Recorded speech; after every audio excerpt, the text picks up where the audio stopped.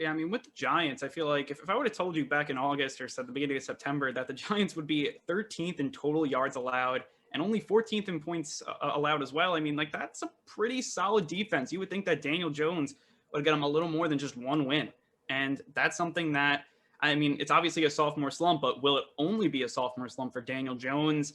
That's something that, I'm very interested to see. And I think a lot of those blown leads, a lot of those close games, them not being able to get it done on offense in a 2-minute drill. I mean, even in their last game, you had the pass that just went right off of Evan Ingram's fingertips.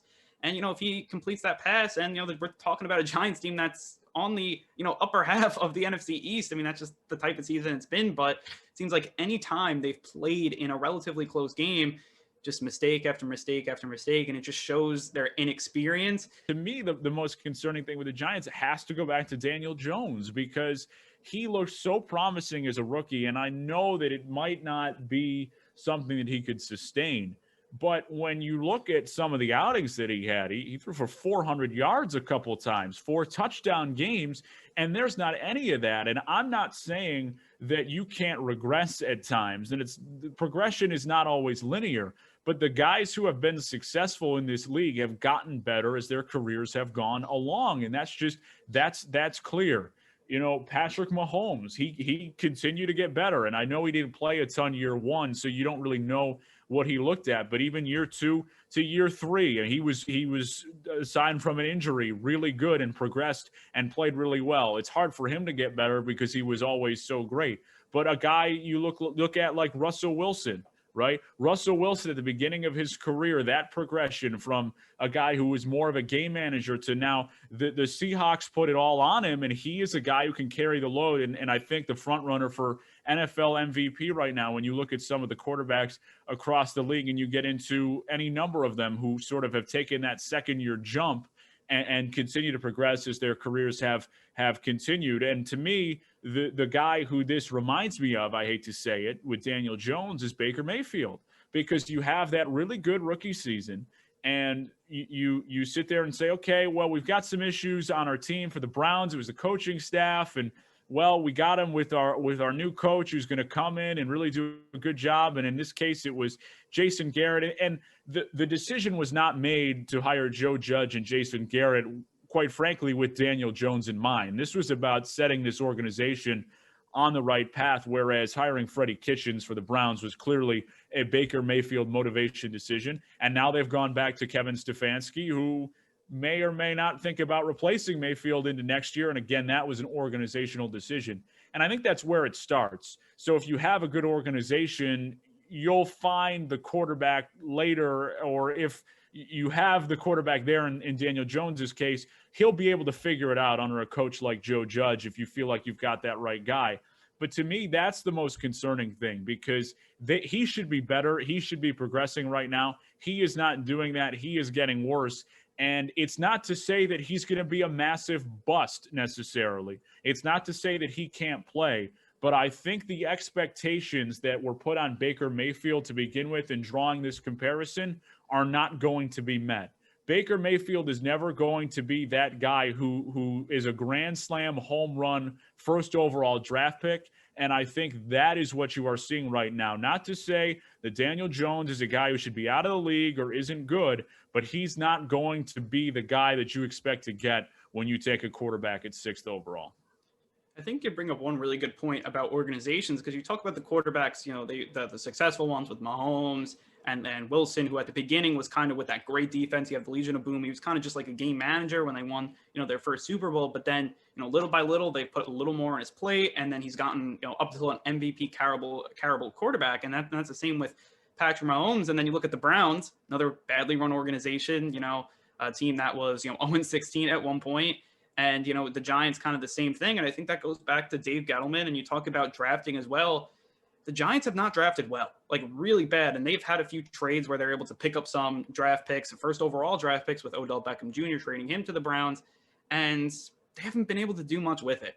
And that goes back to your front offense. And Dave Gettleman's got to go. And, you kind of just at this point, if you're the Giants, look, we made a bad decision. We set our franchise back, because that's really what they did. Dave Gettleman came in here and has really fell flat on his face. There's really no other, way you can say that. And at a certain point, you have to start new, start drafting well. Maybe it's a new quarterback, maybe it's not. But right now, the Giants front office wise are really, really poor. And that's to me the most concerning part, not the coaching, because I think they got the coach that they need. But Dave Gettleman, he's just drafted. And even in free agent signings, they just have not been good. I think that's the most interesting thing because when you take a look at the way that Daniel Jones was thought of coming into the draft, I feel like it's actually sort of come to fruition because there were a number of people who said he just straight can't play. And I never subscribed to that understanding of it. I didn't know that I 6 might have been a reach, but again, if you feel like he's a franchise quarterback, you're going to take him there. He could play. There was no issue there. But when he's coming from Duke and he gets coached by David Cutcliffe, and as a guy who's been around Eli Manning and Peyton Manning, even with their passing academy and the way that things were, you knew that coming from that quarterback school, he was going to be ready to play right away. Like as a rookie, this wasn't going to overwhelm him. The football, X's and O's, making reads and checks at the line of scrimmage and knowing how an NFL offense operates, that wasn't going to faze him. He was ready to play. He was one of the most, if not the most ready to play quarterback out of that draft class in 2019.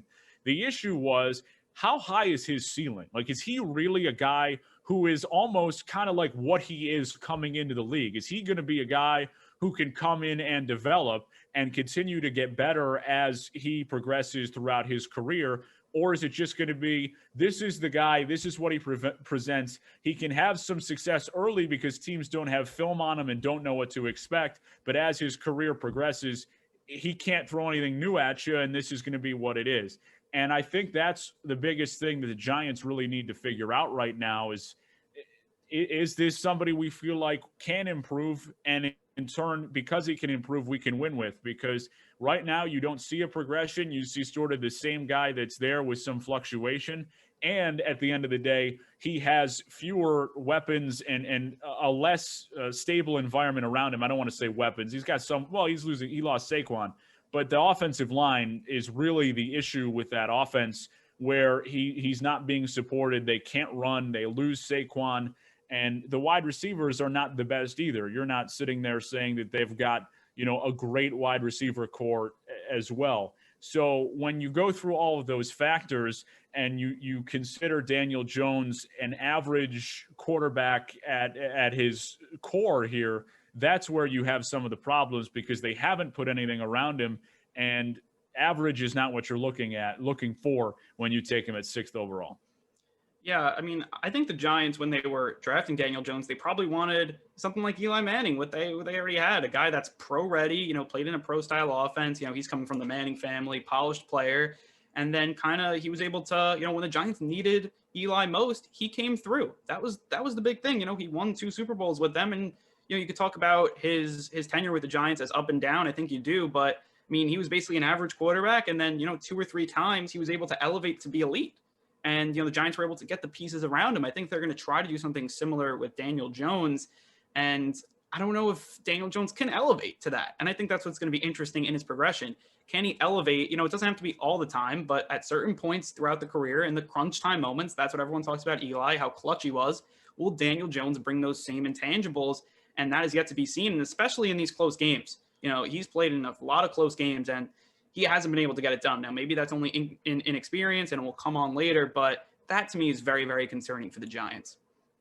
Yeah, it is concerning, but to me, again, it's just the broader, how much is he going to do, or how successful can he be when you don't have the weapons around him, which is also a concern in and of itself, because he's a guy who you're hoping at 6th overall can cover up some of those things as he progresses to become a better quarterback. He hasn't done that, and I don't know. I'm at kind of a loss here, because I'm really indecisive about whether I feel like they should move on from him, because where I'm sitting at right now is if they were to somehow walk into the first pick, you're taking Trevor Lawrence. There's no way you don't do that. But barring walking into the first pick and taking Trevor Lawrence, I think you do stick with Daniel Jones. And that's the thing, because I don't know how much of an upgrade that potentially Justin Fields would be. there, potentially other quarterbacks as well. The guy from North Dakota State, but you're thinking about what your organization is going to look like going forward. I think I'm sticking with Daniel Jones unless I have Trevor Lawrence. I'm not getting rid of Daniel Jones to get rid of him, but I think it's also with the understanding that, hey, this is a guy with a ceiling that we pretty well know, and we know what we're getting, and what we're getting is kind of what we're getting right now. And we're going to have to really work to put a good team around him, or else we're not going to be successful.